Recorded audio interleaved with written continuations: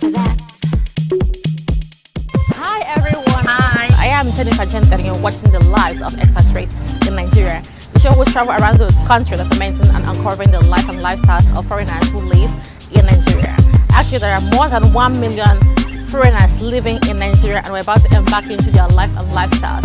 Join me as I take you into the lives of expatriates in Nigeria. Come on, let's get nosy.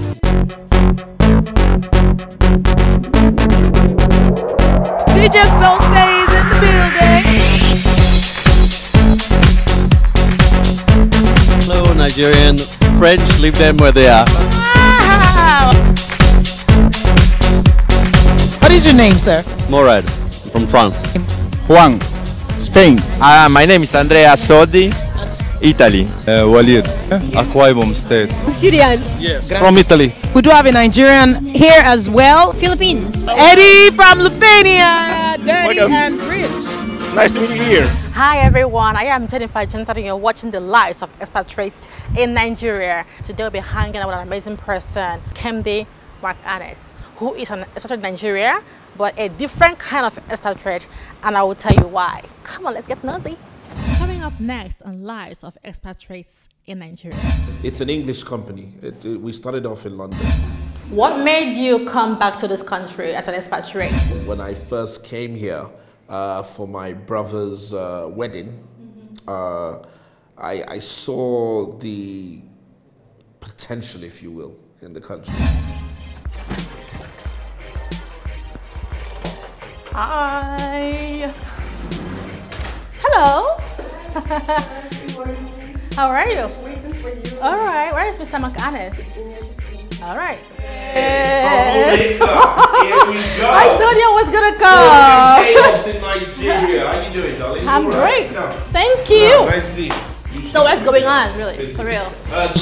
Just work, sending over an email, trying to get an event for one of our clients, Rick Hassani.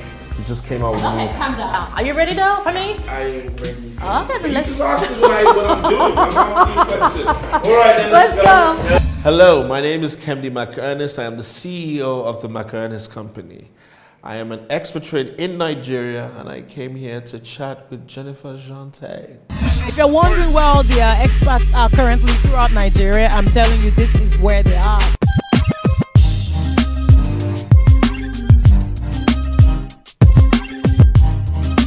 Hi everyone, I am Jennifer and you're watching the lives of expatriates in Nigeria, and joining me today is an amazing person, McAnnis. Mac Ernest. Mac Ernest. Mac Ernest. So Kemdi McAnnis. Kemdi McAnnis. Yeah. Welcome to our show. Thank you very much, Jen. So you've been calling me Mac Ernest for a long time. I didn't even know my first name. Oh please, I do. Okay, fine. I take that. I'm bad with names, so just. You are an expatriate in Nigeria. Yes, I am.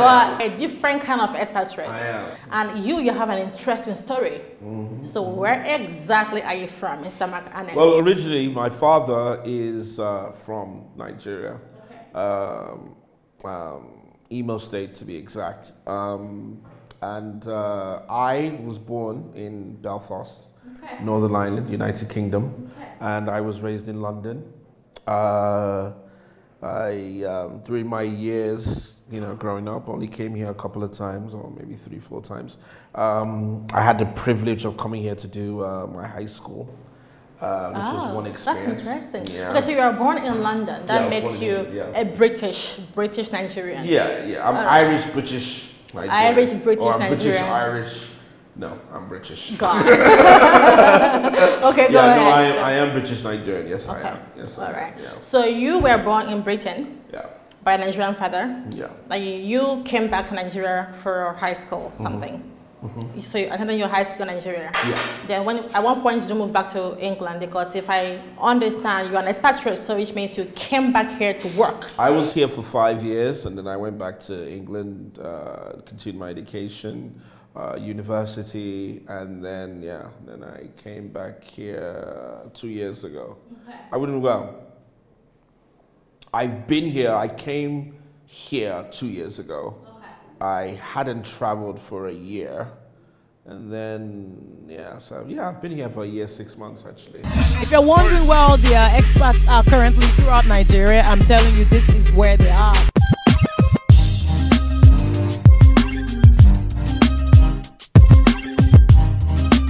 Was it difficult for you to get a job?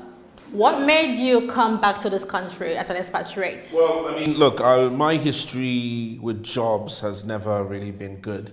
I'm over 30 years old, and I've only had 5 jobs in my life. Yeah, and I was fired from all of them. So I was fired from all of them. Yeah. You got that on TV now. Okay, so you weren't a good employee. I'm just not very good at people telling me what to do. So I decided to just work for myself.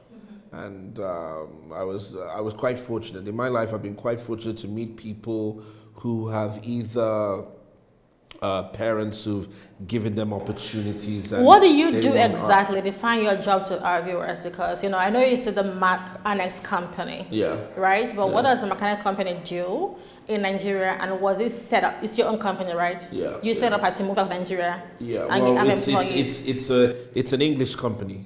We started off in London, which is what I was trying to say about meeting various friends who we had, because of, when someone gets a job, especially if it's self-employed, people look at you and say, what can you actually bring to the table if you're starting your own business? My job was my charisma, my confidence, so it was sales.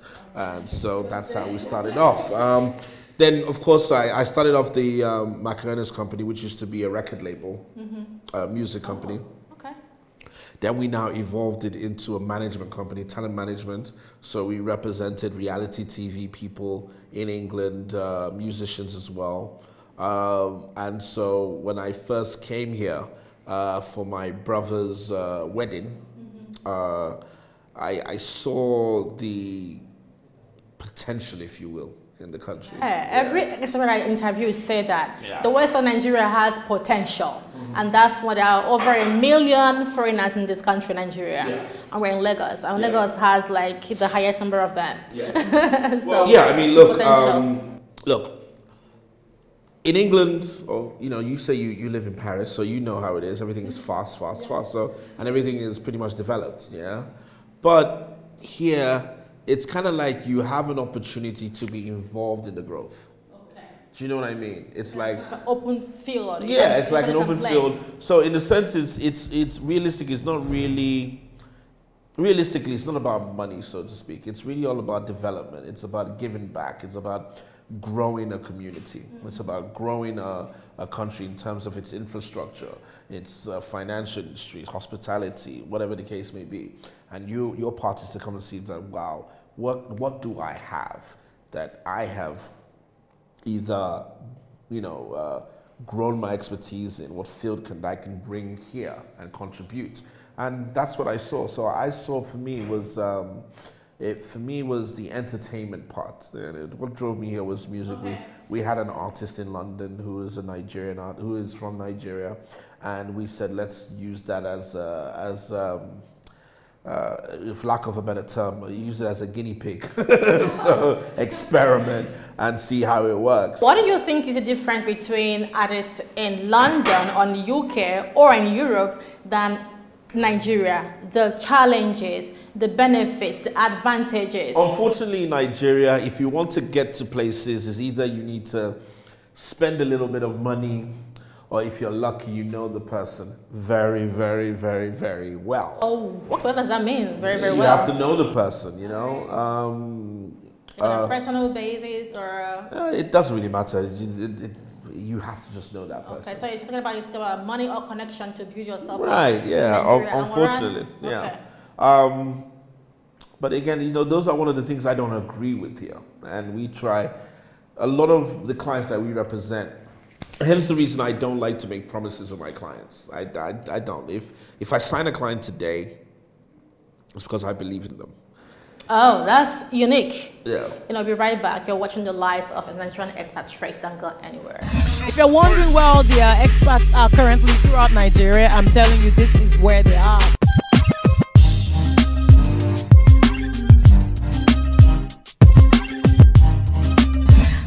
back and we're still here hanging out with Nigerian British-born Mr. Kembe McAnest. Did I get your name right? You got it. Great. You got it. So you're thinking about, giving back. You said that the main reason you moved back to Nigeria as an expatriate and moved your company instead in Europe down to Nigeria is to help give back to the community and build up. And of course, as you can see, as I walk into your office, I saw a lot of people and movement things happening, which is amazing. What do you think? Why? Because a lot of people said this. They said that you mentioned money and connection, right? And a lot of people feel like companies lie to them and give them a lot of promise, a lot of things. I'm going to make you a star. I will do this for you. And then they don't meet up to the promises. Why do you think they did that? With me, it's when I first came here, it was talent management, like I told you at the beginning.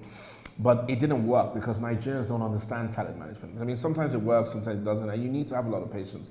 I didn't really have that patience. And as well, in my line of work, there's a certain point in life you reach that you probably don't think you need to do the nitty-gritty running around. So what I'm saying is that as a talent manager, it's more full on, It's like run, when they say jump, you jump. When they, it's just everything that revolves around them, you have to be in control of. You're their shoulder to lean on, so to speak. But so, to be honest, I didn't have that time anymore. I mean, I did it for so long and I was like, you know what, I want to do something different. So what I did was that I turned it into a booking agency. Okay. Which is so simple. It's simply like you, for example, you're a journalist. Sorry, you're a host. I travel a lot as a journalist. Yeah, okay. Yeah, you know what? You are a journalist. Yeah, you're a travel journalist. Let's say I got you a job to cover something in India, for example. I just get you that job, get you paid, and I take my percentage and I walk away. What do you say to those people who would take money from people to manage them? First of all, to those people who are taking money of those people, shame on you. Okay. Right? Shame on you. And for those people who are looking, let me tell you something.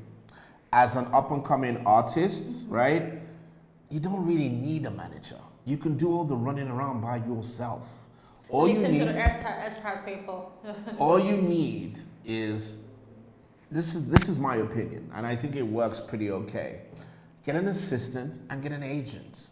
An agent for someone that can just get you jobs. The assistant takes notes of those jobs and does your nitty-gritty. That's it.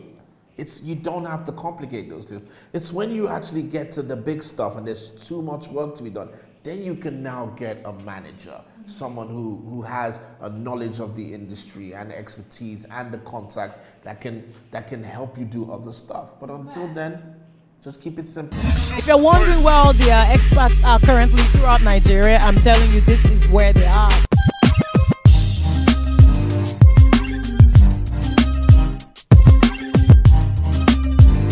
What do you think about Nigeria and hyping? Let's say hyping. What do you think of hype? Yeah. Hype is the Nigerian way. I can't really say that. No, is it the Nigerian way or is it the Lagos way? When I came here, I saw a lot of guys. What was that? No. I fell victim. I'm one of those guys. I lost a lot of money my first year. No, my first 6 months because I believed in hype, right? In Nigeria. You believed in hyping or you were hyped? No. Well, what did that say? That's I don't know what that term is. In fact, let me know it's ginger, but I don't want to. Let me say the way I understand it. Nigerians will make you feel so important when they know you're fresh off the boat, so that you can give them what they want. I had met when I first came here in the music industry. I met so many. Well, I met a couple of DJs that just told listen, how am I going to get this guy's record out there and all that? And they turn to me and say, you need 10 million naira. You need 100 million naira. You need 30 million naira. And it's all you know. Have to rephrase. So, what? For what? Yeah, that's what I'm saying. It's unfortunately, I mean, this is not to knock people in the industry, but there are a lot of people in the industry that take money to help kids push records. And that's not how it's supposed to be.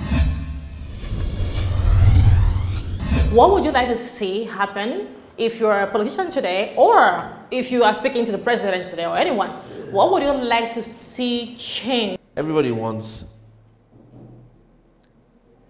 Let's just start with the basic, electricity. Everybody wants light, right? Yes, everybody wants jobs, right? And everybody wants good leaders. Okay, so you said electricity, which I think is vital. With electricity, we can have, of course, more industries and have more jobs. Nigerians are hard workers, they're not lazy. The Nigerians like the dignity of working and earning. They don't like begging and, you know, help me, support me. Just allow people. So electricity, then come jobs, then great leaders. Have you ever experienced racism, for example? Oh yeah, of course. Who Okay. hasn't? Yeah. Okay. I mean, We all, many people have. I have a couple of times. And what was that? What was the most? Man, the first racial engagement I ever had was when I was in school. When I was in nursery school in London, it had something to do. We used to have. If we stay over late in school, let's say our parents were a little late. To pick you up, yeah. Yeah, they'll put us in a playroom and stuff like that, give us lunch and stuff like that. And then one day my dad didn't come early enough and they put me in a room, dark, by myself. And all the other kids were in the canteen eating. It wasn't really a canteen, it was all the classroom feeding them. You're the only black person? And I was the only black guy there, black kid there. Okay. And I was in this room in the dark, all by myself. And my father came on, he was furious. Think. And then he took me out of the school.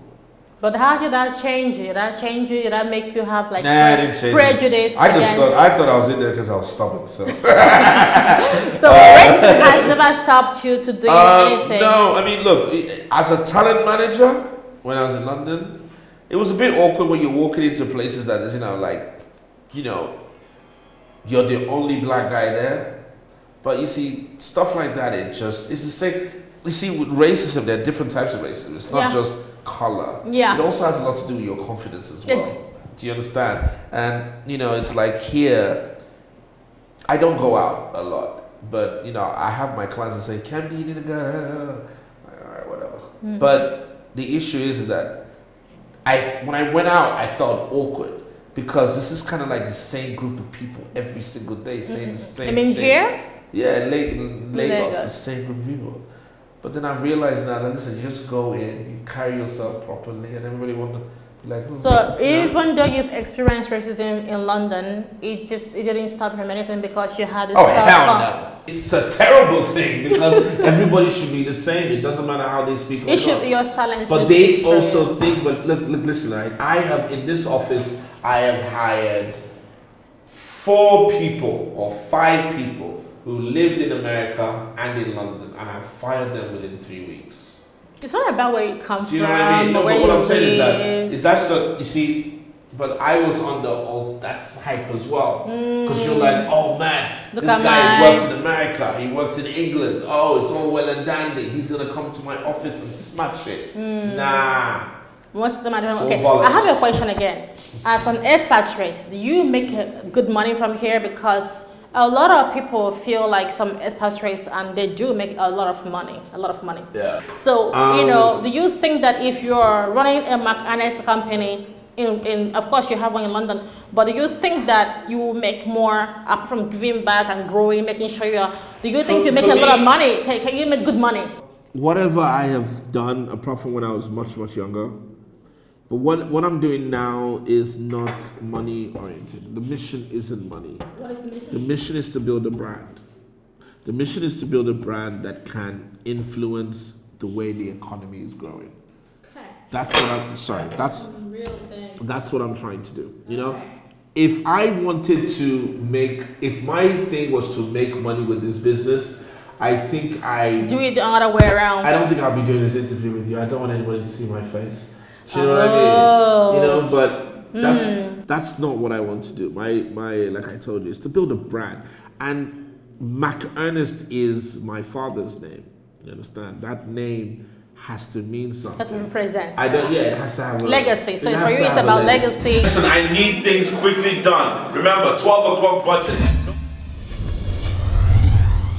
And we're back to the lives of expatriates in Nigeria. So, Kemdi, before we're talking about, Nigeria, the difference between Nigeria and Europe and all that.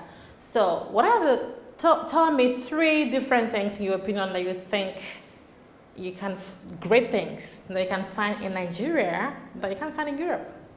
Food. Oh, okay. Opportunities. Okay, food opportunities. Cultural differences, for example.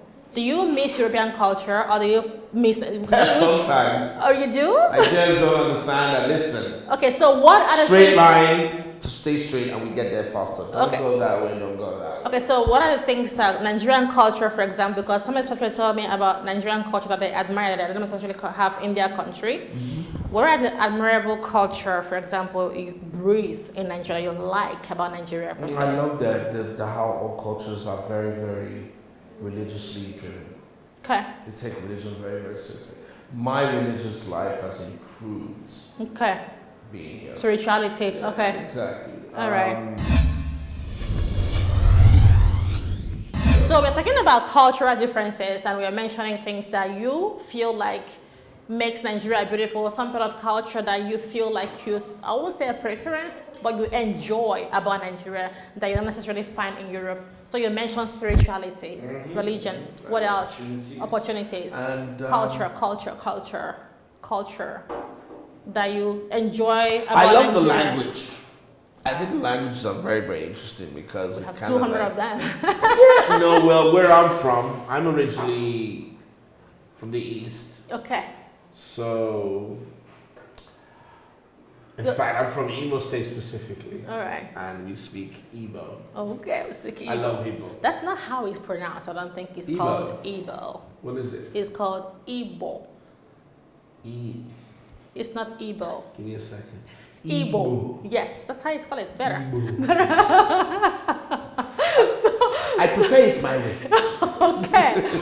Okay, let's call it Igbo. But I don't think Igbo people would agree about that. Okay, so moving forward, what do you think of, wait for it, feminism? You think it's a distraction? Or do you think it's okay? You need to turn it down? There is something you need to add? I think it's just a cocktail? I think just or like just you it's said, perfect? it's a distraction.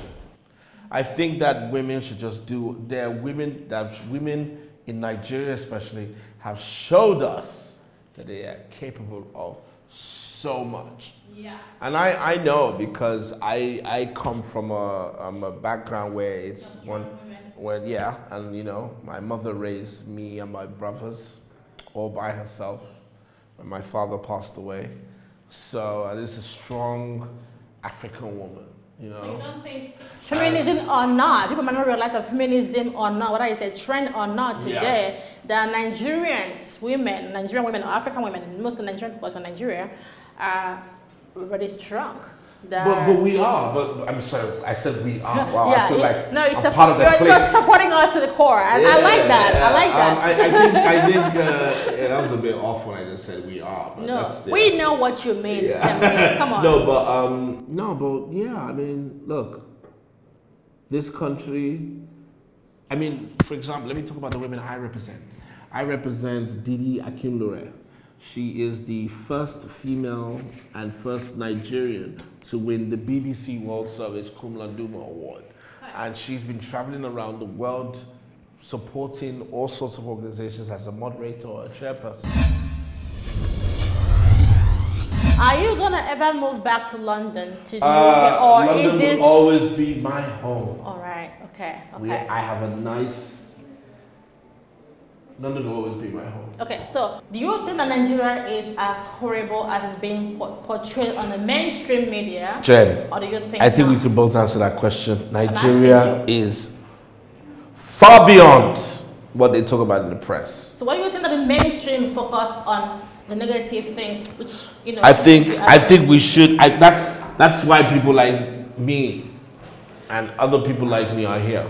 Okay. We're here to change that. We want to bring in those brands. We want to bring in those people and let them know that this is a place of beautiful things. Okay. If you want to know Nigeria, come and experience it yourself. And your experience about Nigeria is? I will tell you this, that if you want to move to Nigeria, make sure you do your research. Make sure you know people, and come on board. Also, save a little bit of money because it is expensive. Okay, it's expensive. So thank you so much for joining us today, Mr. Mark Ernest. You're watching the lives of expatriates in Nigeria, and we will see you next time. See ya. Hello, my name is Kemdi McErnest. I am the CEO of the McErnest Company. I am an expatriate in Nigeria. And that's all we have on this episode of Lives of Expatriates in Nigeria. I am Jennifer Gented. Watch out for more episodes. Just an ordinary day till you came around. I had my feet